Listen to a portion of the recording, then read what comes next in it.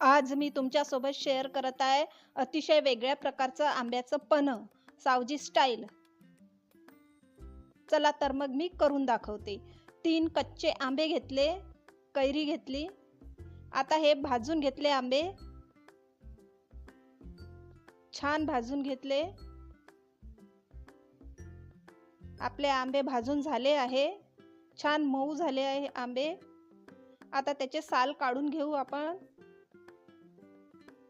आंब्याचे साल काढून घेतले आणि कुचकरून घेतलं, मॅश करून घेतलं. त्याच्या आंब्याच्या गुठळ्या वेगळ्या काढून घेतल्या आणि छानपैकी 2-3 पाण्याने धुवून घेतलं.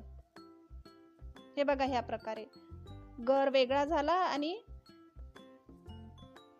गुठळ्या वेगळ्या झाल्या. आता हे मिक्सरच्या भांड्यामध्ये ट्रान्सफर केलं. त्यात साखर घातली 2 वाट्या. 3 आंब्यासाठी 2 वाट्या साखर घातली. मीठ घातलं थोडं. क्रश केलेलं धने जिरं घातलं. काळं मीठ असलं तर आणखी उत्तम. आपलं मिक्सरमध्ये फिरवून झालं आहे. हे बघा, आपलं पन्ह तयार झालं आहे. आता हे आपण वेगळ्या भांड्यात काढून घेऊ. पुदिना पण घाला. मी घातला नाही, पण तुम्ही अवश्य घाला पुदिना.